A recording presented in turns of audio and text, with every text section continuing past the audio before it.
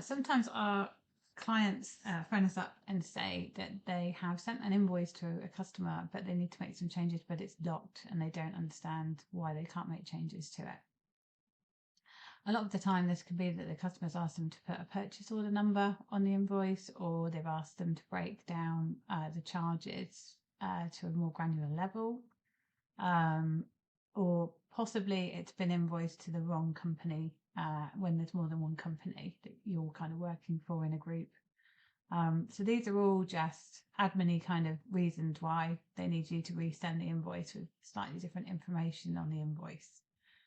If they want to renegotiate how much you've charged them or anything like that, then you shouldn't do what I'm just about to show you, and you should raise a credit note and then issue them with a new invoice, because they have the existing invoice from you on their system.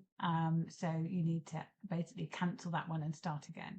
If it's just something that's on the face of the invoice that is just to do with the description, like I've said, then this is how you would do it. So if I go down to invoice 294, which is Passion Electricals, let's pretend that they want to have a purchase order written on this invoice.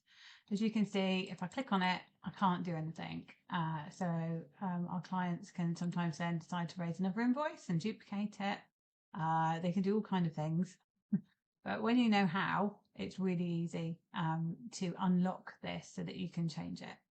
There's two reasons why an invoice will be locked. One, if a payment has been allocated against it, it locks it because it doesn't think that you're going to want to change it now because you've been paid. So again, the first thing I would do is just go on and remove the explanation and remove the payment from the invoice. So now that it's not been paid. If I click on it, I still can't get into it. And that's because of these nice little buttons up here. And again, when you know how, it's very easy. If you've marked it as sent, again, FreeAgent thinks if you've sent it to the customer, then you really shouldn't be making changes to the amount or anything else. So it locks it for you. To unlock it, all you have to do is click on Make Draft. As soon as you click on Make Draft, it goes into draft format and all the edit boxes reappear, the same as when you set it up in the first place. And you can change anything you want. It's that simple. We've had people spending hours trying to figure out how to do this. Literally just press that button.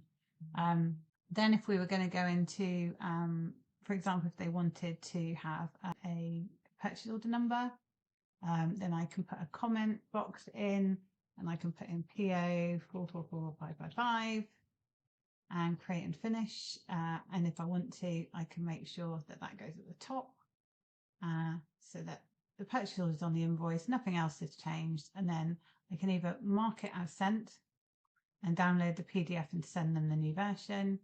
Or if it's still in a draft format, I can resend it by email, and sending it by email will make it marked as sent because you sent it. Exactly the same thing if you want to change any of the breakdowns. If it should have included VAT or anything else and it changes the balance, like I said, you should raise a credit note and then send them a new invoice. I hope that helps.